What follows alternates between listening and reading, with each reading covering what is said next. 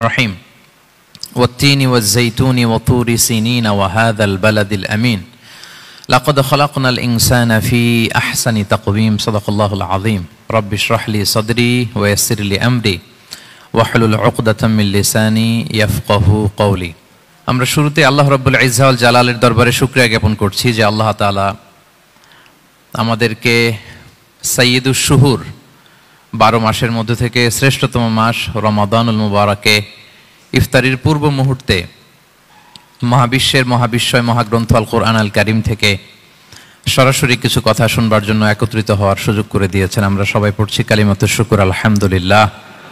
শুরুতেই সূরাতুত তিনের কয়েকটা আয়াত তেলাওয়াত করেছি। এটা কালামুল্লাহ মাজিদের 95 নম্বর সূরা। এই সূরাটা মক্কাতুল মুকাররমাতে নাজিল হয়েছে। এই সূরার আয়াত সংখ্যা 8টা।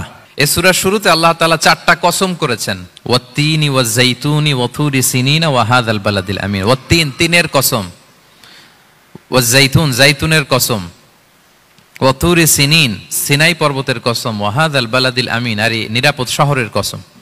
তো 4টা শপথ করেছেন বা আল্লাহ তাআলা কসম করেছেন। কসম দিয়ে আল্লাহ তাআলা কোরআনের অনেক সূরা শুরু করেছেন। যেমন একটা সূরায় আল্লাহ ফজরের সময়ের কসম করেছেন, আল্লাহ বলেছেন ওয়াল ফাজর। আল্লাহ আকাশের কসম করেছেন ওয়াস-সামা ইযাতিল বুরুজ। আল্লাহ তাআলা সূর্যের কসম করেছেন ওয়াশ-শামসি ওয়া দুহাহা। এভাবে আল্লাহ তাআলা তার সৃষ্টির অনেক কিছুর কসম করে গুরুত্বপূর্ণ কোনো মেসেজ বা বার্তা আমাদের সামনে হাজির করেন। তো এই সূরাতে আল্লাহ তাআলা 4টা জিনিসের কসম করে একটা খুবই গুরুত্বপূর্ণ বার্তা মানব মণ্ডলীর জন্য এই সূরাতে তিনি হাজির করেছেন। এই সূরাটা আমাদের অনেকেরই মুখস্থ আলহামদুলিল্লাহ, এবং আল্লাহ রাসূল সাল্লাল্লাহু আলাইহি ওয়াসাল্লাম প্রায় বিভিন্ন নামাজে এই সূরাটা তেলাওয়াত করতেন। বারা ইবনে আযিব রাদিয়াল্লাহু তাআলা আনহু উনি বর্ণনা করেন যে আমি একবার এশার সালাতে আল্লাহ রাসূল সাল্লাল্লাহু আলাইহি ওয়াসাল্লামের কণ্ঠে নামাজে সূরা 3 তিনি তেলাওয়াত করেছেন, আমি নিজ কানে শুনেছি, এবং ওনার কণ্ঠ যে এত মধুর ছিল, আমার জীবনে এত সুমধুর কণ্ঠের তেলাওয়াত আমি শুনি নাই। আল্লাহর হাবিব সাল্লাল্লাহু আলাইহি ওয়াসাল্লামের কোরআন তেলাওয়াতের যে কণ্ঠ এত সুমিষ্ট ছিল, এত চমৎকার ছিল, শুধু তেলাওয়াত শুনেই অনেকে শাহাদা পড়ে মুসলমান হয়েছে। আবু জাহেল মক্কা নিষেধ করতো যে কেউ যাবা না মুহাম্মদের কাছে, সে পাগল, সে গণক, সে মিথ্যাবাদী, সে জাদুকর, সে স্বামী স্ত্রীর মধ্যে বিচ্ছিন্নতা নিয়ে আসে, সে বাবা ছেলেকে আলাদা করে দেয়, তার কাছেই যাবা না। আর সে যা বলে শুনবাই না, কানে আঙ্গুল দিয়ে রাখবা। তো মানুষকে যেটা নিষেধ করা হয় বেশি, মানুষের ওইটার ব্যাপারে আগ্রহ থাকে বেশি। সে যত নিষেধ করতো মানুষ আরো বেশি বেশি যে শুনতো। মানুষকে সে কি বারণ করবে, সে দিনের বেলা নিষেধ করতো, রাতে যে লুকিয়ে লুকিয়ে নিজেই তেলাওয়াত শুনতো। তাহলে চিন্তা করেন যে আল্লাহর হাবিব সাল্লাল্লাহু আলাইহি ওয়াসাল্লামের কোরআনিক রেসিটেশন কত চমৎকার মেলোডিয়াস ভয়েস হলে স্বয়ং আবু জাহাল রাত্রিবেলা লুকিয়ে লুকিয়ে কোরআন তেলাওয়াত শুনতে যেত আল্লাহর হাবিব সাল্লাল্লাহু আলাইহি ওয়াসাল্লামের কণ্ঠে। তো রাসূল সাল্লাল্লাহু আলাইহি ওয়াসাল্লাম সূরাতুত 3টা এশার সালাতে তিনি তেলাওয়াত করেছেন, এই মর্মে হাদিসে পাওয়া যায়। এবং এই সূরাটা একটা ফলের নামে সূরা। 3 একটা ফল, আরব বিশ্বে খুব বেশি হয় 3 ফল। আমরা বাংলাদেশে ডুমুর বলি, ইংরেজিতে ফিগ বলে, ফিগ ট্রি। তো ফলের নামে বেসিক্যালি আল্লাহ তাআলা এই সূরাটাকে, এই চ্যাপ্টারটাকে ডেডিকেট করেছেন। আমরা সূরাকে ইংরেজিতে চ্যাপ্টার বলি। কোরআনে 114টা চ্যাপ্টার, এর মধ্যে এই সূরাটা হচ্ছে ফলের নামে ডেডিকেটেড।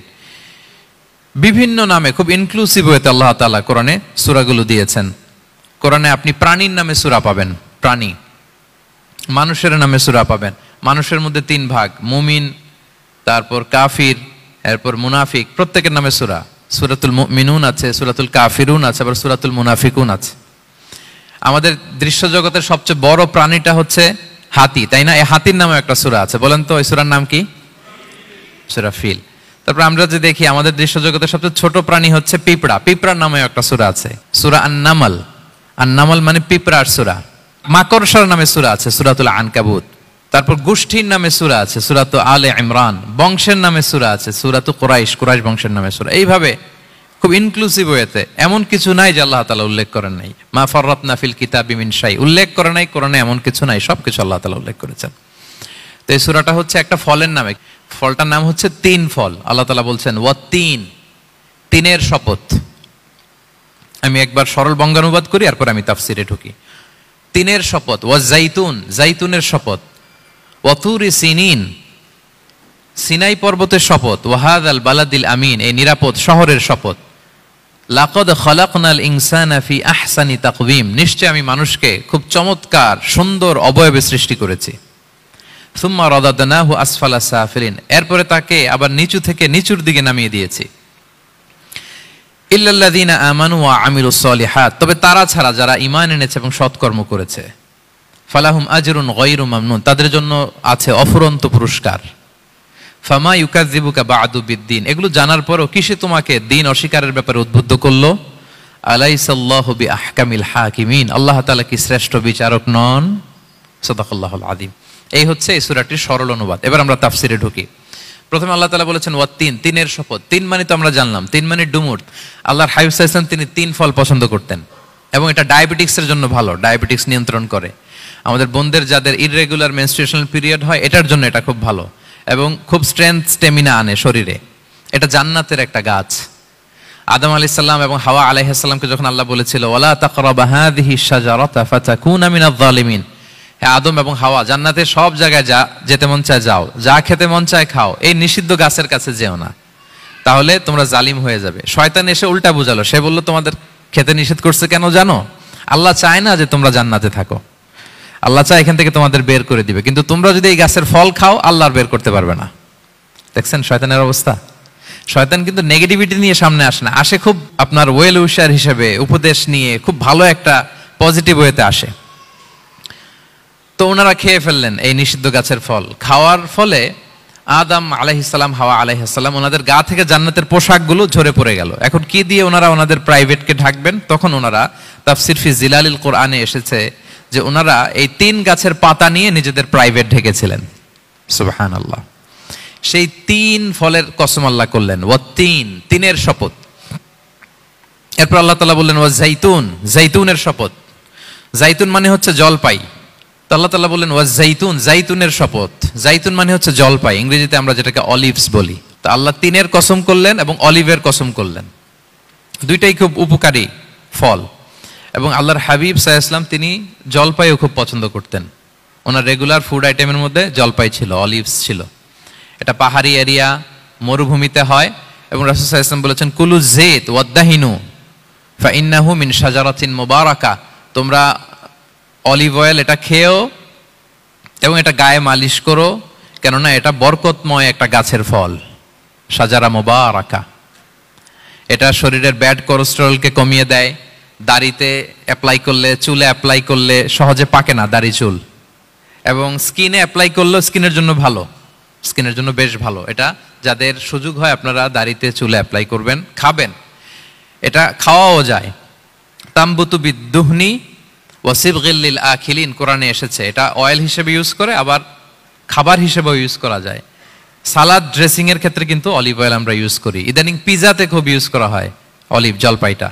তো এটা আপনারা খেতে পারেন, এটা খুবই সুস্বাদু। এবং জলপাই গাছের মানে জাইতুন গাছের ডালের মেসওয়াক খুব ভালো হয়। আল্লাহর হাবিব সাল্লাল্লাহু আলাইহি ওয়াসাল্লাম জাইতুনের ডাল দিয়ে মেসওয়াক করতেন। তিনি বলতেন নি'মাস সিওয়াকিয়া জাইতুন, সবচেয়ে শ্রেষ্ঠ মেসওয়াক হচ্ছে জাইতুনের।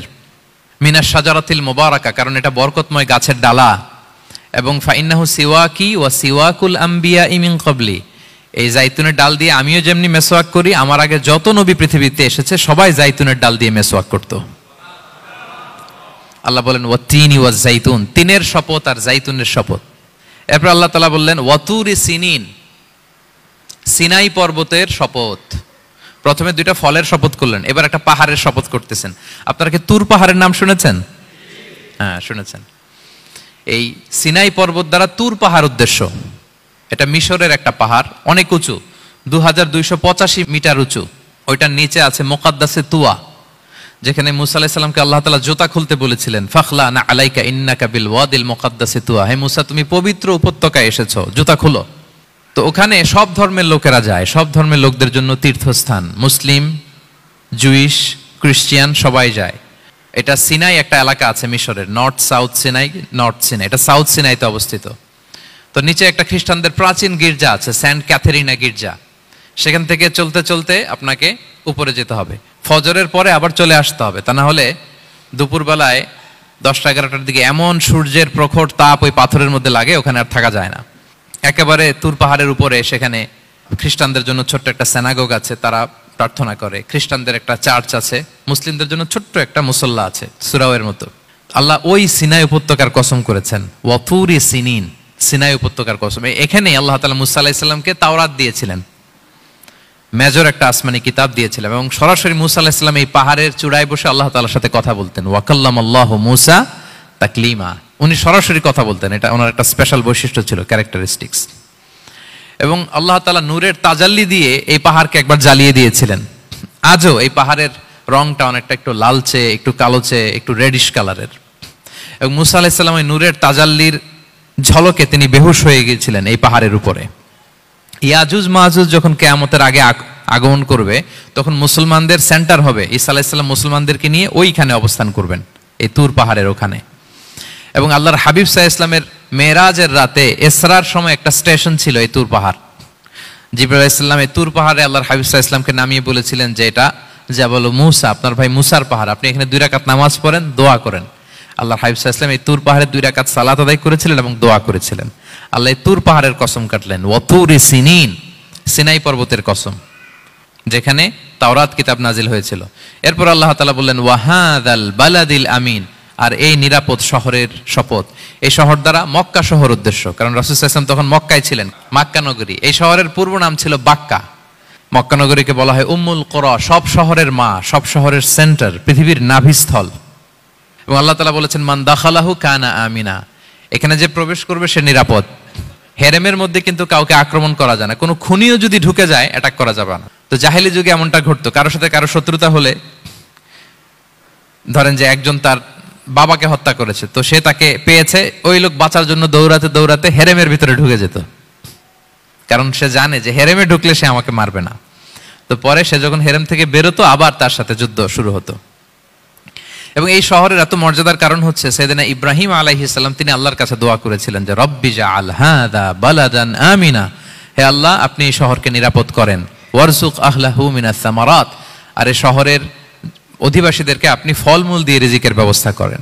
এখনো দেখবেন যে সারা পৃথিবীতে যেই ফল নাই, মক্কাতে ওই ফল আছে। সারা পৃথিবী থেকে ফল ওখানে যায়, এবং মক্কার নেইবরিং সিটি তায়েফ, সেখানে অনেক ফল উৎপাদিত হয়, এখানে আসে। নিরাপদ শহর, বালাদান আমিনা। এবং আল্লাহর হাবিব সাল্লাল্লাহু আলাইহি ওয়াসাল্লাম বলেছেন যে এই মক্কা শহর আমার সবচাইতে প্রিয় শহর। বাধ্য হয়ে তিনি যখন হিজরত করলেন মদিনায়, সেদিন বারবার তিনি মক্কার দিকে পেছনে ফিরে ফিরে তাকান, আর কেঁদে কেঁদে তিনি বলতেছিলেন যে মাক্কাতু আহাব্বুল বিলাদ ইলাইয়া, মক্কা আমার কাছে সবচেয়ে প্রিয় নগরী। লাউলা উখরিজতু লামা খারাজতু, আমাকে যদি জোর করে বের করে দেয়া না হতো, আমি কোনোদিন মক্কা ছেড়ে অন্য কোথাও যেতাম না। আল্লাহর হাবিব সাল্লাল্লাহু আলাইহি ওয়াসাল্লামের সবচেয়ে প্রিয় শহর ছিল মক্কা, এবং এটা আল্লাহর হাবিব সাল্লাল্লাহু আলাইহি ওয়াসাল্লামের জন্মস্থান, মাকান মাউলিদির রাসূল। রাসূল সাল্লাল্লাহু আলাইহি ওয়াসাল্লামের বিলাদাত হয়েছে এই শহরে।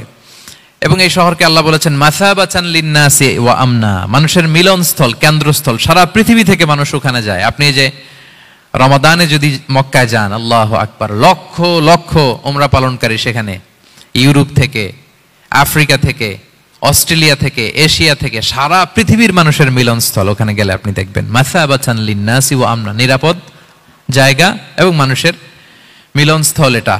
এখানে এমন মসজিদ আল্লাহ রেখেছেন কাবা ঘরের চারদিকে, এটাকে বলা হয় মসজিদুল হারাম, যে মসজিদে 1 রাকাত সালাত পড়লে 1 লক্ষ রাকাতের সওয়াব হয়। আল্লাহর ঘরকে কেন্দ্র করে তাওয়াফের নির্দেশ দেওয়া হয়েছে, ওয়ালিয়াত তাওয়াফু বিল বাইতিল আতিক। পৃথিবীর কোনো ঘরকে তাওয়াফ করা যায় না, কোনো ঘরকে, এই একটা মাত্র ঘর যেটাকে এর চারদিকে এরকম তাওয়াফ করা যায়। তাহলে এই পবিত্র ঘর, পবিত্র মসজিদ যেই শহরে অবস্থিত, সেই শহরের কসম আল্লাহ করেছেন। আল্লাহ বললেন ওয়া হাযাল বালাদিল আমিন, এই নিরাপদ শহরের কসম, মানে মক্কা শহরের কসম। আমরা আপাত দৃষ্টিতে আমাদের কাছে মনে হচ্ছে 2টা ফলের কসম, একটা পাহাড়ের কসম, একটা নগরীর কসম। আসলে বেসিকলি আল্লাহ তাআলা এই 4টা শপথ দিয়ে 3 নবীর জন্মস্থান, 3 নবীর নবুয়তের কসম করেছেন। কিভাবে সেটা আমি মিলিয়ে দেই। এই যে প্রথমে যে আল্লাহ বলেছেন ওয়াত্তিনি ওয়া জাইতুন, 3 এবং জাইতুনের কসম। পৃথিবীতে সবচেয়ে বেশি 3 এবং জাইতুন কোথায় উৎপন্ন হয় জানেন? ফিলিস্তিনে। কোথায়? শাম দেশে, যেটা হাদিসের পরিভাষায় বলা হয় শাম, বর্তমান ফিলিস্তিন এবং সিরিয়া মিলে। 3 জাইতুন দিয়ে বেসিকলি আল্লাহ তাআলা ফিলিস্তিনের শপথ করেছেন, শাম দেশের শপথ, যেখানকার বেথলহামে ঈসা আলাইহিস সালাম, জেসাস ক্রাইস্ট, তিনি জন্মগ্রহণ করেছেন, ঈসা আলাইহিস সালামের জন্মস্থান। তাহলে 3 জাইতুনের শপথের মাধ্যমে মূলত আল্লাহ তাআলা ঈসা আলাইহিস সালামের জন্মস্থানের শপথ করেছেন, কারণ সেখান থেকে ওহী বিচ্ছুরিত হয়েছে, ওনার কাছে ইনজিল নাজিল হয়েছিল। এবং এই শামের মর্যাদার ব্যাপারে অনেক কথা আল্লাহর হাবিব সাল্লাল্লাহু আলাইহি ওয়াসাল্লাম তিনি বলেছেন।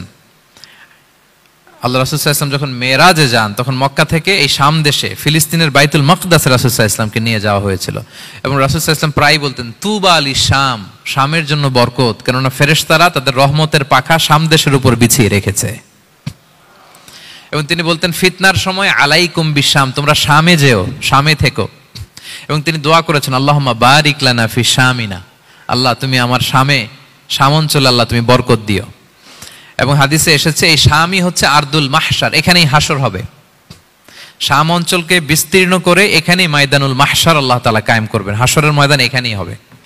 এবং সেখানেই হচ্ছে সানিউল কিবলাতাইন, আমাদের আগের কেবলা কিন্তু বাইতুল মাকদাসের দিকে ছিল, যেটা শামে অবস্থিত ফিলিস্তিনে, বাইতুল মুকাদ্দাস, যেই মসজিদে নামাজ পড়লে 1 রাকাতে 500 রাকাতের সওয়াব। 3টা মসজিদে সালাত পড়লে স্পেশাল ভার্চুর কথা আছে, এর বাইরে আর অন্য মসজিদের বিশেষ কোনো ফজিলত নাই, বাকি সব মসজিদ সমান। এক হচ্ছে মসজিদুল হারাম, 1 রাকাতে 1 লক্ষ রাকাত। 2 নম্বর মসজিদে নববী, 1 রাকাতে 1000 রাকাতের সওয়াব, আর একটা দুর্বল বর্ণনায় 50,000 রাকাতের সওয়াব। 3 নম্বরে এই মসজিদুল আকসা, 1 রাকাতে 500 রাকাতের সওয়াব। এই 3 মসজিদে যেন আমরা যে সালাত আদায় করতে পারি, আল্লাহ তুমি তৌফিক দান করো। 2 মসজিদে তো একেবারেই সহজ যাওয়া, মক্কা মদিনাতে। বাইতুল মাকদাসেও যেন আমরা যেতে পারি, আল্লাহ তুমি সেই পরিস্থিতি আমাদের জন্য তৈরি করে দাও। তো এই বাইতুল মাকদাসের দিকে রাসূল সাল্লাল্লাহু আলাইহি ওয়াসাল্লাম টানা 14 বছর নামাজ পড়েছেন। 14 বছর। প্রথম 13 বছর কোনো সমস্যা হয়নি মক্কায়, কারণ তখন কেবলা বাইতুল মুকাদ্দাস থাকলেও রাসূল সাল্লাল্লাহু আলাইহি ওয়াসাল্লাম সামনে রাখতেন কাবাকে, কেবলা বাইতুল মুকাদ্দাস, কিন্তু তিনি তো মক্কায় ছিলেন নবুয়তির প্রথম 13 বছর, সামনে কাবাকে রাখতেন, তারপরে টু দ্য ডাইরেকশন অফ বাইতুল মুকাদ্দাস। কিন্তু যখন মদিনায় গেলেন তখন তো আর কাবা নাই, তখন রাসূল সাল্লাল্লাহু আলাইহি ওয়াসাল্লাম কাবাকে মিস করতে আরম্ভ করলেন। আর প্রায় আল্লাহর কাছে কামনা করতেন আমার বংশের গোড়া ইব্রাহিম আলাইহিস সালামের রুট যেখানে, আমার জন্মস্থান, সেই কাবার দিকে যদি আবার কেবলাটা ফিরিয়ে দেয়া হতো। কদ নারা তাকাল্লুবা ওয়াজহিকা ফিস সামা ফালানুওয়াল্লিয়ান্নাকা কিবলাতান তারদাহা। আল্লাহ আয়াত নাযিল করলেন, নবী আপনি আকাশের দিকে তাকিয়ে কি ভাবেন আমি বুঝি, আপনি চান কেবলা যেন আমি মক্কার দিকে ঘুরিয়ে দেই। আল্লাহ তাআলা ঘুরিয়ে দিলেন। আল্লাহ বলেন ফাওয়াল্লি ওয়াজহাকা শাতরাল মসজিদিল হারাম, এখন থেকে মসজিদুল হারামের দিকে আপনি টু দ্য ডাইরেকশন অফ কেবলা নামাজ পড়বেন। কেবলা চেঞ্জ হয়ে গেল। তো মদিনায় যে 16-17 মাস আর মক্কায় 13 বছর, মোট 14 বছর আল্লাহর হাবিব সাল্লাল্লাহু আলাইহি ওয়াসাল্লাম এই মসজিদুল আকসার দিকেই হয়ে তিনি নামাজ পড়েছেন। এটা আমাদের আগের কেবলা ছিল। এবং শেষে কিয়ামতের আগে যে মালহামার যুদ্ধ হবে, তখন রাসূল সাল্লাল্লাহু আলাইহি ওয়াসাল্লাম বলেছেন মালহামার যুদ্ধের সময় মুসলমানদের ফুস্তাদ বা তাবু হবে, শিবির হবে এই ফিলিস্তিনের দামেস্কের পাশে আল গৌতা নামে এক জায়গা আছে, ওই গৌতাতে। এবং ঈসা আলাইহিস সালাম এসে যে দাজ্জালকে হত্যা করবেন সেটাও ওই শামে, ফিলিস্তিনের বাবুল লুদ এখনো একটা জায়গা আছে, ওই জায়গাটার নাম এখনো বাবুল লুদ, ওখানে তিনি দাজ্জালকে হত্যা করবেন।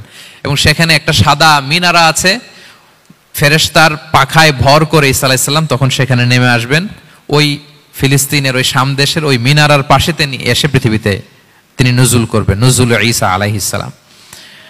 তো তিন এবং জাইতুনের কসম করে বেসিকলি আল্লাহ তাআলা ঈসা আলাইহিস সালামের জন্মস্থানের কসম করেছেন, কারণ তিন এবং জাইতুন, ডুমুর এবং জলপাই, অলিভ কোন দেশে বেশি হয়? শাম দেশে। আওয়াজ করে বলেন কোন দেশে? বর্তমান ফিলিস্তিন এবং সিরিয়া, এবং ওই ভূখণ্ডে আল্লাহ নবী ঈসা আলাইহিস সালামের জন্মস্থান। তাহলে এই দুই ফলের কসম করে বেসিকলি আল্লাহ তাআলা ঈসা আলাইহিস সালামের জন্মস্থানের কসম করেছেন। ওনার প্রতি নাজিল হওয়া যে তাওরাত ইনজিল গ্রন্থ, এই রেভেলেশনের কসম করেছেন। আচ্ছা, এরপরে ওয়াতুরি সিনিন, সিনাই পর্বতের কসম। সিনাই পর্বত বা তুর পাহাড় হচ্ছে মিশরে অবস্থিত, আর মিশর হচ্ছে মুসা আলাইহিস সালামের জন্মস্থান। কার জন্মস্থান? মুসা আলাইহিস সালামের জন্মস্থান। তাহলে ওয়াতুরি সিনিন, তুর পাহাড়ের কসম বুঝিয়ে আল্লাহ তাআলা মূলত মুসা আলাইহিস সালামের জন্মস্থানের কসম করেছেন, যেখানে তাওরাত নাজিল হয়েছে। এরপরে ওয়াহাদাল বালাদিল আমিন, এ নিরাপদ শহর বলে আল্লাহ তাআলা মক্কা শহরকে বুঝিয়েছেন। আর মক্কা কার জন্মস্থান বলেন তো? মুহাম্মদুর রাসূলুল্লাহ সাল্লাল্লাহু আলাইহি ওয়াসাল্লাম, সাইয়্যিদুল মুরসালিন, খাতামুন নবিয়্যিন, রাহমাতাল লিল আলামিন, হাবিবুল্লাহ মুহাম্মদুর রাসূলুল্লাহ সাল্লাল্লাহু আলাইহি ওয়াসাল্লামের জন্মস্থান। তাহলে এই চারটা আয়াতে, চারটা শপথের মধ্য দিয়ে মূলত আল্লাহ তাআলা ঈসা আলাইহিস সালামের জন্মস্থান, মুসা আলাইহিস সালামের জন্মস্থান এবং মুহাম্মদ সাল্লাল্লাহু আলাইহি ওয়াসাল্লামের জন্মস্থান, যেই তিনটা এলাকায়, ভূখণ্ডে তিনটা মেজর ওহী নাজিল হয়েছে। এক তো ঈসা আলাইহিস সালামের কাছে নাজিল হয়েছে ইনজিল কিতাব, আর একটা হচ্ছে তাওরাত। তাওরাত এমন কিতাব যে কিতাব দিয়ে হাজার হাজার নবীরা ফয়সালা করেছেন। বনি ইসরাইলের অনেক নবীর উপর কোনো কিতাব নাজিল হয়নি, তার মানে তারা রসুল ছিলেন না, তারা নবী, তারা সবকিছু তাওরাত দিয়েই ফয়সালা করতেন। আর রাসূল সাল্লাল্লাহু আলাইহি ওয়াসাল্লামের উপর কোরআন নাজিল হয়েছে। তার মানে প্রথম 4টি শপথ দিয়ে বেসিক্যালি ইনজিলের শপথ, তাওরাতের শপথ এবং কোরআনের শপথ। বুঝতে পেরেছেন সবাই? আল্লাহ ওহির শপথ করেছেন। দেখেন, ফল, পাহাড়, নগরী মাড়িয়ে সারা পৃথিবী ঘুরিয়ে আপনাদেরকে শেষ পর্যন্ত ইনজিল, তাওরাত এবং কোরআনে নিয়ে আসছেন আমার সাথে আসছেন?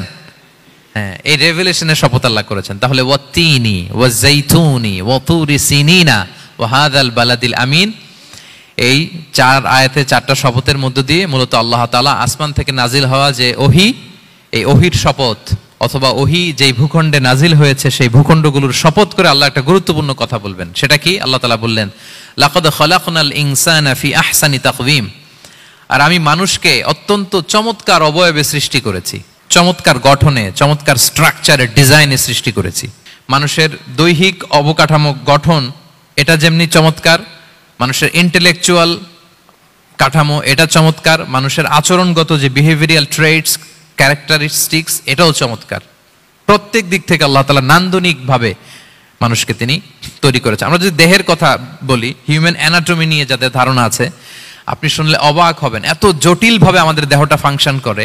ঠিক যেই মুহূর্তে আমি কথা বলতেছি আমার ব্রেইন সচল, আমার নার্ভ সিস্টেম সচল, হেয়ারিং সিস্টেম, স্মেলিং সিস্টেম, আমার এই যে হার্ট সচল, সিস্টোলিক ডায়াস্টোলিক অলিন্দ নিলয় হচ্ছে, আমার লাং কাজ করতেছে, কিডনি ইজ ওয়ার্কিং পারফেক্টলি, সব কিছু কাজ করতেছে। এত সূক্ষ্মভাবে আমাদের দেহটা কাজ করে, এটাকে ইংরেজিতে বলে মরফোলজি, আকৃতি সংক্রান্ত যে বিদ্যা। এটা নিয়ে যদি আপনি দেখেন যে মানুষের হাত কিভাবে কাজ করে, মানুষের পা কিভাবে কাজ করে, মানুষের হিউম্যান ব্রেইন কিভাবে কাজ করে, আপনি অবাক হবেন। এবং আল্লাহর যে সেট আপ, লাকাদ খালাকনাল ইনসানা ফি আহসানি তাকওয়িম, নিশ্চয় আমি মানব জাতিকে চমৎকার অবয়বে তৈরি করেছি। আপনি যদি অবয়বটা দেখেন, আমাদের স্ট্রাকচার এর চেয়ে সুন্দর করে আর তৈরি করা যেত না, এর চেয়ে সুন্দর আর হতে পারে না। যেখানে যা দেয়ার, মাথার চুল থেকে পায়ের নখ পর্যন্ত, আপনি একটা ডিজাইনে, স্ট্রাকচারে, সেট আপে আপনি ভুল ধরতে পারবেন না। যেখানে যেটা দরকার, আপনি একটু খেয়াল করে দেখেন যে এই যে আমাদের চোখ, চিকিৎসা বিজ্ঞান বলতেছে যে মানুষ 10 মিলিয়নেরও বেশি রং শনাক্ত করতে পারে। Human eyes can identify more than 10 million colours. 10 মিলিয়নেরও বেশি রং আমরা আমাদের চোখ দিয়ে শনাক্ত করতে পারি। সুবহানাল্লাহ, সুবহানাল্লাহ বিহামদি। আচ্ছা, চোখের সেট আপটা একটু যদি খেয়াল করেন, দেখেন আমার এই চোখ এখানে না থেকে এটা যদি জাস্ট 2 ইঞ্চি উপরে এখানে হইতো, এইটা যদি কপালে যদি আমাদের চোখ হইতো, কি অবস্থা হইতো বলেন তো? সিজদা দিতে পারতেন আল্লাহকে? বলেন, দিতে পারতেন? আচ্ছা, আমরা কিছু খাওয়ার সময় আমরা কি করি? ওইটা ভালো আছে কিনা, পচে গেল কিনা, স্মেলটা আগে দেখি, তারপরে খাই। দেখেন কত চমৎকার সেট আপ। একটু খেয়াল করেন, এই নাকের সেট আপ যদি এইখানে না থাকে, আমাদের নাক যদি পেছনে থাকতো, খাওয়ার সময় খাবারটা বাসি কিনা, ভালো আছে কিনা কি করতেন? লাকাদ খালাকনাল ইনসানা ফি আহসানি তাকওয়িম। আচ্ছা দেখেন, এই যে আমরা কান দিয়ে শুনি, এই যে কান পেঁচানো, মনে করেন না যে এমনি এমনি পেঁচানো, এই পেঁচানো, এটাই পথ না থাকলে আমরা শুনতেই পেতাম না। এটা এমন ভাবে সেট আপ করা, এটা এই ইথারে ভাষা তরঙ্গকে এয়ার ড্রামের ভেতরে সুন্দরভাবে ইনপুট করে, নাহলে আমরা শুনতে পেতাম না। আপনার এই কান কেটে ফেলে দিলে আপনি শুনতে পারবেন না।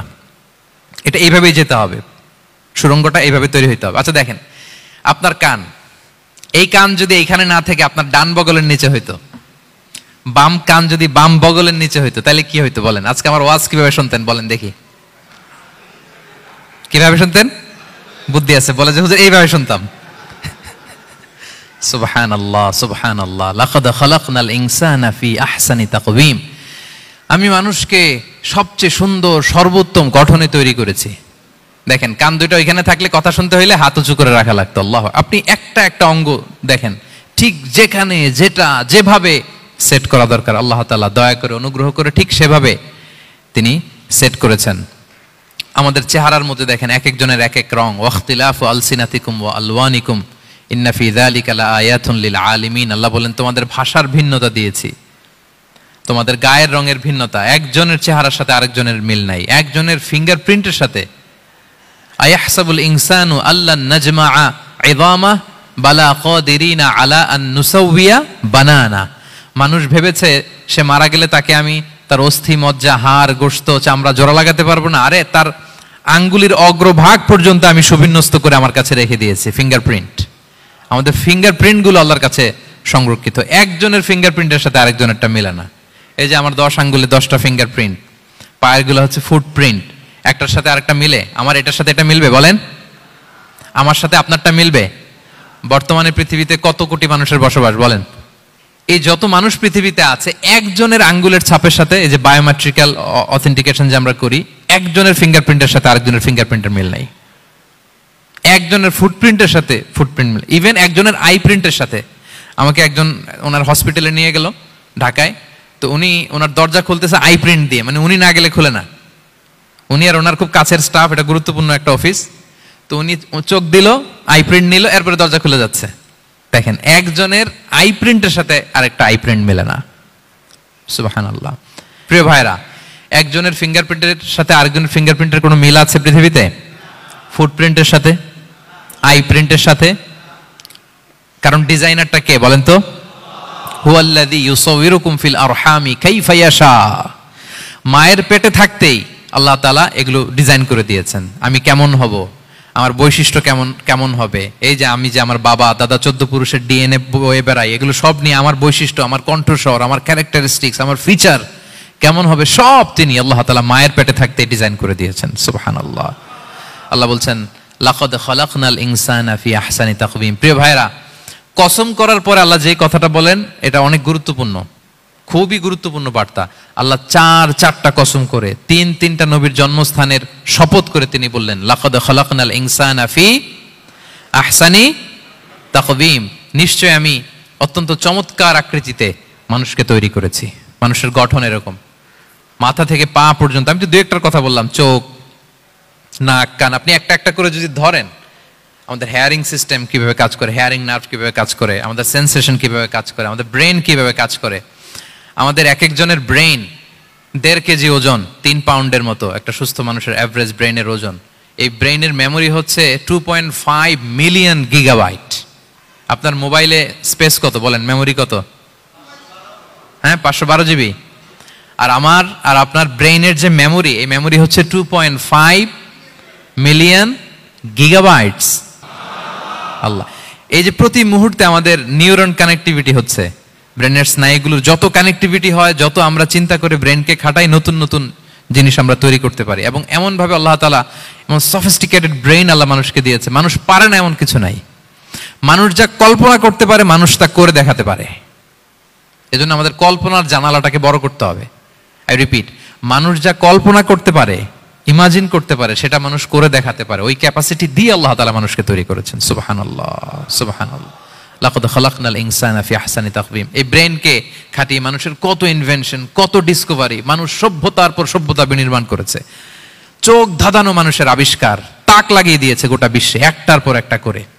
আল্লাহ এমন ভাবে মানুষকে তিনি তৈরি করেছেন। লাকাদ খালাকনাল ইনসানা ফি আহসানি তাকওয়িম। চমৎকার অবয়বে, তার দৈহিক অবয়ব যেমনি সুন্দর, তার বুদ্ধিগত, তার চিন্তাগত, তার ইন্টেলেক্ট, এটাও তেমন সুন্দর, এটাও তেমন চমৎকার।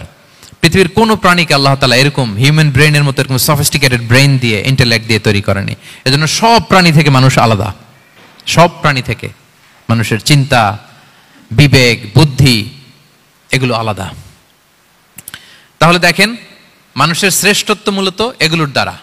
মানুষ যদি তার চিন্তা, বিবেক, বুদ্ধি খাটায়, সে শ্রেষ্ঠ হয়ে যায়। আমি একটা কথা প্রায় বলি যে মানুষ যদি ভালো হয়, সে ফেরেশতার চেয়েও ভালো। আর মানুষ যদি খারাপ হয়, সে পশুর চেয়েও নিকৃষ্ট। আল্লাহ বলেন উলাইকা কাল আনআমি বাল হুম আদাল লাহুম কুলুবুল লা ইয়াফকাহুনা বিহা ওয়া লাহুম আ'য়ুনুল লা ইউবসিরুনা বিহা ওয়া লাহুম আযানুল লা ইয়াসমাউনা বিহা উলাইকা কাল আনআমি বাল হুম আদাল। তাদের হৃদয় আছে, ওটা দিয়ে অনুধাবন করে না সত্যকে। চোখ আছে, ওটা দিয়ে সে সত্যটা দেখে না। কান আছে, হকের কথা শোনে না। উলাইকা কাল আনআম, আল্লাহ বলেন তারা প্রাণীর মতো, চতুষ্পদ জন্তুর ন্যায়। শুধু অতটুকুই না, বাল হুম আদাল, তারা তার চেয়েও নিকৃষ্ট, তার চেয়েও নিকৃষ্ট। তাহলে মানুষ ভালো হলে সে ফেরেশতাকে ছাড়িয়ে যায়, আর মানুষ নিকৃষ্ট হলে সে পশুত্বকে হার মানায়। কথা বুঝতে পেরেছেন? মানে আমরা ভালো হলে সবচেয়ে ভালো, খারাপ হলে সবচেয়ে খারাপ। একটা পশু আর একটা পশুকে হত্যা করে কেটে 20 টুকরা করছে, এরকম কোন নিউজে আসছে কোনোদিন? কিন্তু আশরাফুল মাখলুকাত মানুষ তার মতো রক্তে মাংসে গড়া আরেকটা মানুষকে নির্মম ভাবে হত্যা করে কেটে 20 টুকরা করে বস্তাবন্দি করে ডোবার মধ্যে ফেলে রাখছে, এরকম নিউজ আছে না বলেন? আছে। মানুষ তার মতো একটা মানুষকে নির্মম ভাবে হত্যা করে, এরকমও তো আছে যে কেরোসিন দিয়ে তার মতো আরেকটা মানুষকে সে জ্বালিয়ে দিয়েছে, আছে না নাই বলেন? গ্রামের পর গ্রাম জ্বালিয়ে দেয়, জনপদের পর জনপদ ধ্বংস করে দেয়, বোমা মেরে শহর উড়িয়ে দেয়। লিটল বয় মেরেছিল আমেরিকান সোলজাররা জাপানের হিরোশিমা শহরের উপর। আমি হিরোশিমা তো গত বছর ভিজিট করে আসলাম, আমি নিজে দেখে এসেছি যে এখানে বোমটা মেরেছে। মুহূর্তের মধ্যে পুরো শহর ভ্যানিশ, এমন রেডিয়েশন। তো যেই আমেরিকান পাইলট বোমা মারতেছে সেও মানুষ, সেও কি? আর যাদেরকে ধ্বংসের জন্য এই লিটল বয় মারলো হিরোশিমাতে আর ফ্যাটম্যান মারলো নাগাসাকিতে, এরাও কি? তাহলে দেখেন, মানুষ তার মতো আরেকটা মানুষকে এরকম মেরে টুকরো টুকরো কুচি কুচি করতে সে দ্বিধাবোধ করে না। আল্লাহ, মানুষ গণহত্যা চালায়, জেনোসাইড। এই যে আমাদের বাংলাদেশে তো কিছুদিন আগে হলো গণহত্যা, হেলিকপ্টার থেকে গুলি করে বাচ্চা মেরে ফেলতেছে। কার বাচ্চা, কার কলিজার টুকরা সন্তান, ডোন্ট কেয়ার। জনগণের টাকায়, ট্যাক্সের টাকায় কেনা বুলেট, হেলিকপ্টার দিয়ে জনগণকে, ছাত্রদেরকে হত্যা করা হয়েছে। দেখেন, সেও মানুষ। যারা হত্যা করতেছে, গণহত্যা, জেনোসাইড চালিয়েছে, তারাও মানুষ। তাহলে মানুষ যদি খারাপ হয়, মানুষের চেয়ে খারাপ আর কেউ হয়? আর মানুষ ভালো হলে মানুষের চেয়ে ভালো কেউ হতে পারে? মানুষ এমন জায়গায় যেতে পারে যেখানে ফেরেশতারাও যেতে পারে না। জিবরাইল আলাইহিস সালামের যাওয়ার সীমানা যেখানে শেষ, মুহাম্মদ সাল্লাল্লাহু আলাইহি ওয়াসাল্লামের ঊর্ধ্ব জগতের কাহিনী সেখান থেকে শুরু। আল্লাহু আকবার। তাহলে মানুষ ভালো হলে ফেরেশতাকে ছাড়ায়, মানুষ খারাপ হলে পশুত্বকে হার মানায়। So the decision is yours. রাস্তা দুইটা, আপনি কোন দিকে যাবেন? আপনি কি ডান দিকে জান্নাতের পথে যাবেন নাকি বাঁ দিকে জাহান্নামের পথে যাবেন? সিদ্ধান্ত আপনার। আল্লাহ তাআলা বললেন, লাকাদ খালাকনাল ইনসানা ফি আহসানি তাকওয়িম। আমি মানুষকে চমৎকার আকৃতিতে তৈরি করেছি। হাতের মেকানিজম কি, পায়ের মেকানিজম কি, আমার চেয়ে আপনারা ভালো জানেন। এগুলো ঘন্টার পর ঘন্টা আপনি বলতে পারবেন যে কেমন ভাবে আল্লাহ তাআলা তৈরি করেছেন। আল্লাহ বলেন, মানুষকে আমি অত্যন্ত চমৎকার আকৃতি দিয়ে তৈরি করেছি। তার সৃষ্টিগত কাঠামো, তার বুদ্ধিবৃত্তিক কাঠামো, তার চিন্তাগত কাঠামো, তার আচরণগত কাঠামো, তার নৈতিকতায় তাকে এমন উচ্চ মর্যাদার আসন আমি দিয়েছি, এটা যদি সে অ্যাচিভ করে, বিলং করে, তাহলে তার চেয়ে শ্রেষ্ঠ কেউ আর হতে পারে। কিন্তু আল্লাহর দেয়া এই ক্যাপাসিটিগুলো, এই নেয়ামাগুলো যদি সে অ্যাকসেপ্ট না করে, সে যদি পশুত্বের পথে হাঁটে, সে যদি শয়তানের দেখানো পথে হাঁটে, তাহলে সে এত নিচে যাবে, অন্য কেউ আর এত নিচে যেতে পারে না। মানুষ যত নিচে যেতে পারে, ফেরেশতারাও অত নিচে যেতে পারবে না, জিন জাতিও পারবে না, কোনো প্রাণীর পক্ষে যাওয়া সম্ভব না। তাহলে মানুষকে আল্লাহ তাআলা এমন সফিস্টিকেটেড ওয়েতে তৈরি করেছেন, চাইলে সে সবার উপরে যেতে পারে। আবার চাইলে আল্লাহর দেয়া নেয়ামতগুলোকে যদি সে ভিন্ন খাতে প্রবাহিত করে, সে সবচেয়ে নিকৃষ্ট হতে পারে। সেটাই আল্লাহ বললেন, সুম্মা রাদাদনাহু আসফালা সাফিলিন। এরপরে তাকে আমি হীন থেকে হীনতর করেছি, নিচ থেকে আরো নিচে নিয়েছি। সে যখন ঈমান আনে না, সে যখন সৎকর্ম করে না, সে যখন আল্লাহর শেখানো, আল্লাহর দেখানো রাস্তায় সে চলে না, সে যখন তার নফসের কথা শুনে, সে যখন তার প্রবৃত্তির গোলাম সাজে, সে সবচেয়ে নিকৃষ্ট হয়। আসফালা সাফিলিন মানে একেবারে নিচে, এর নিচে আর নাই। আল্লাহ বলেছেন, ইন্নাল মুনাফিকিনা ফিদ দারকিল আসফালি মিনান নার। সেখানে আল্লাহ আসফাল বলেছেন। মুনাফিকরা জাহান্নামের একেবারে তলদেশে থাকবে। তাই মানুষ যদি ঈমান আর সৎকর্মের বলে বলিয়ান না হয়, সে এত খারাপ হয়, কেউ এত নিচে যেতে পারে না। বলেন, মানুষ যত নিচে যেতে পারে, জিন তত নিচে যেতে পারবে? ফেরেশতারা পারবে না। আর মানুষ যত উপরে যেতে পারে, ফেরেশতারা এত উপরে যেতে পারবে না। সো দুইটারই সুযোগ আপনার আছে। সুম্মা রাদাদনাহু আসফালা সাফিলিনের দুইটা ব্যাখ্যা। কোন মুফাসসির বলেছেন, যৌবনের পর, যৌবনে থাকে শক্তিশালী, বার্ধক্যের সময় যখন সে নুয়ে যায়, ছোট হয়, সে একেবারে দুর্বল হয়ে যায়, সেটা বোঝানো হয়েছে। আর অন্যান্য মুফাসসিরিন একরাম বলেছেন, না, আল্লাহর দেওয়া এই নেয়মা, ক্যাপাসিটি যখন সে সঠিক পথে কাজে লাগায় না, সে যখন প্রবৃত্তির অনুসরণ করে, সে তখন এত খারাপ হয়, এত নিচ থেকে নিচুতর হয়, এত হীন থেকে হীনতর হয়, তার চেয়ে হীনতর আর কেউ তখন হতে পারে না।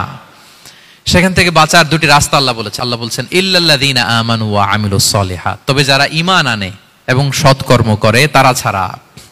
তারা ওই নিচু থেকে নিচুতর নয়, তারা শ্রেষ্ঠতর।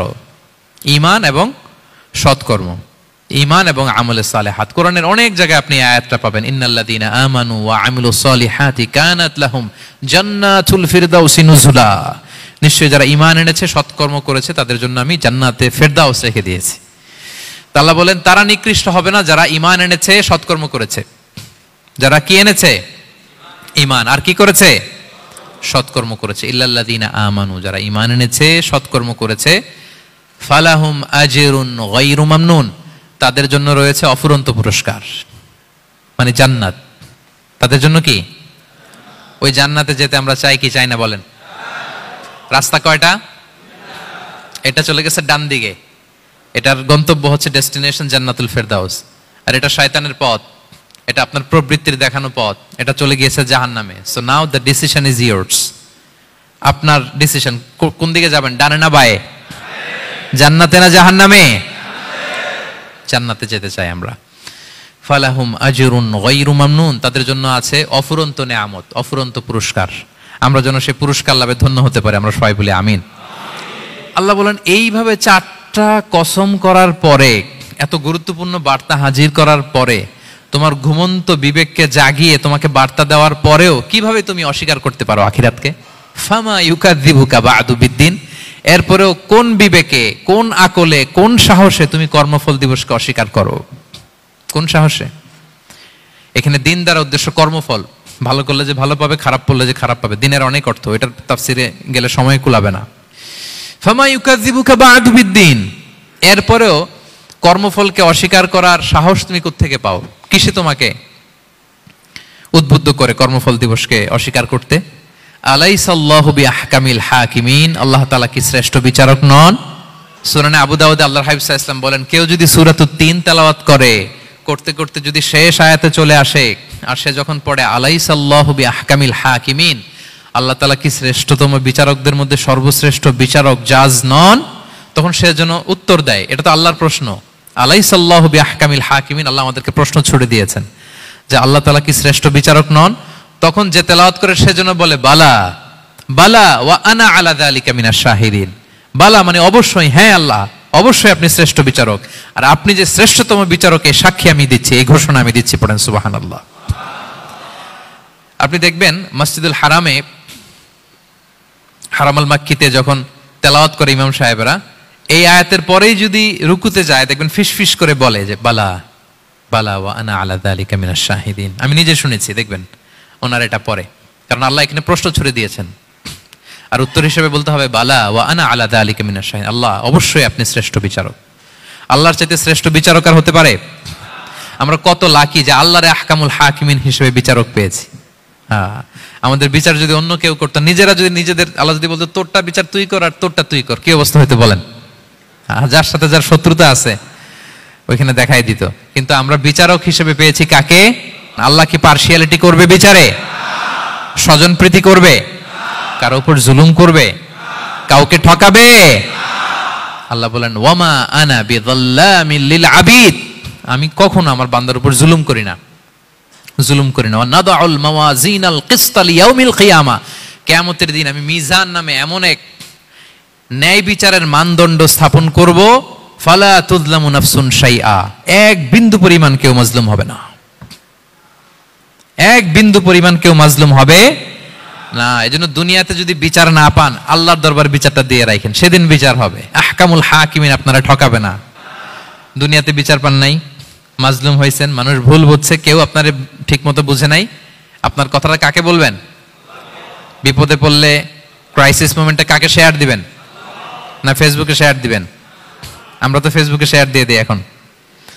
ফেসবুকে শেয়ার দেওয়ার আগে, বন্ধুকে শেয়ার দেওয়ার আগে, স্ত্রীর কাছে শেয়ার করার আগে আমার সমস্যার কথা আগে শেয়ার করব কাকে? কারণ আলাইসাল্লাহু বি আহকামিল হাকিমিন, আল্লাহ বলছেন আমি কি শ্রেষ্ঠ বিচারক নই? বালা বালা ইয়া রাব ওয়া আনা আলা যালিকা মিনাশ শাহিদিন, অবশ্যই আল্লাহ আপনি শ্রেষ্ঠ বিচারক। ক্লিয়ার হয়েছে না সবার কাছে? শপথ কয়টা ছিল? 4টা। মূলত নবুয়তের শপথ, তাই না? নবুয়ত আমাদের জন্য সবচাইতে বড় নেয়ামত। কারণ নবীরা যদি আমাদেরকে এই তথ্যগুলো না দিতেন, আমরা জান্নাত জাহান্নাম চিনতাম? ভাইরা বলেন তো, আখেরাত চিনতাম? এই যে আখেরাত হবে, পুলসিরাত হবে, day of judgement, day of accountability, আল্লাহর সুপ্রিম কোর্টের কাঠ গড়ায় পাই টু পাই হিসাব দিতে হবে, নবীরা না এসে বললে আমরা এত বুঝতাম না। নবীরা জান্নাত জাহান্নাম চিনিয়েছে, আল্লাহর বিশদ পরিচয় আমাদের সামনে তুলে ধরেছে, আখিরাতের পরিচয়, লাইফ আফটার ডেথ কিরকম হবে, সবকিছু আমাদের কাছে তুলে ধরেছে। সো নবুয়ত আল্লাহ তাআলার পক্ষ থেকে অনেক বড় নেয়ামত। 2 নম্বর নেয়ামত হচ্ছে আল্লাহ তাআলা আমাদেরকে যে ক্যাপাসিটি দিয়েছে, বুদ্ধিমত্তা, ইন্টেলেক্ট, বিচার বিশ্লেষণ, যেটা দিয়ে আমরা অন্যান্য সব প্রাণী থেকে আলাদা, এটা আল্লাহর বড় নেয়ামত। এই নিয়ামতের শুকরিয়া যেন আমরা করি। এবং আমি যেটা বলেছি, মানুষ যেটা কল্পনা করতে পারে সেটা সে করেও দেখাতে পারে। সো আল্লাহ তাআলা যাকে যেই কোয়ালিটি দিয়েছে, ক্যাপাসিটি দিয়েছে, আমরা যেন এই নিয়ামতের শুকরিয়া করি। নিয়ামতের শুকরিয়া করলে এই নিয়ামত দেওয়ার ধারাবাহিকতা এটা বাড়িয়ে দেয় কে? লা ইন শাকারতুম লা আযীদান্নাকুম ওয়া লা ইন কাফারতুম ইন্না আযাবি লাশাদীদ। শুকরিয়া করলে নিয়ামত আরো বাড়িয়ে দেব। তাহলে প্রথম নিয়ামত ছিল নবুওয়াত, প্রফেটহুড, প্রফেসি। এটা অনেক বড় নিয়ামত। এই রেভেলেশন এসে আমাদেরকে এনলাইটেন করেছে। তা না হলে আমাদের গডকে, গডের ফিচার কি, আখেরাত কি, জান্নাত কি, জাহান্নাম কি, the concept of punishment, concept of আখেরা, কিছুই আমরা ভালোভাবে বুঝতাম না। এটার শপথ আল্লাহ করেছেন। আল্লাহ আমাদেরকে নিয়ামত দিয়েছেন, ক্যাপাসিটি দিয়েছেন, সক্ষমতা দিয়েছেন, সবচাইতে সফিস্টিকেটেড ব্রেন দিয়ে তৈরি করেছেন। এটা একটা বড় নিয়ামত। এবং রাস্তা দেখিয়ে দিয়েছেন, হয় ডানে নয় বায়ে। এবং তিনি আশ্বাস দিয়েছেন যে তোমাদেরকে সঠিক ফায়সালার মাধ্যমে বিচার করা হবে সেদিন। তাই আমাদের বিপদে আপদে সব সময় আমরা যেন ফরিয়াদ করি এক মহান সত্তার কাছে। বলুন তো আওয়াজ করে, তিনি কে? আল্লাহর কাছে যেন আমরা ফরিয়াদ করি। আল্লাহ তাআলা আমাদের সবাইকে কথাগুলো বুঝার আর আমল করার তৌফিক দান করুক। হাযা মা ইনদি ওয়াল ইলমু ইনদাল্লাহি আলাইহি তাওয়াক্কালতু ওয়া ইলাইহি উনীব। সুবহানাকাল্লাহুম্মা ওয়া বিহামদিকা আশহাদু আল্লা ইলাহা ইল্লা আনতা আস্তাগফিরুকা ওয়া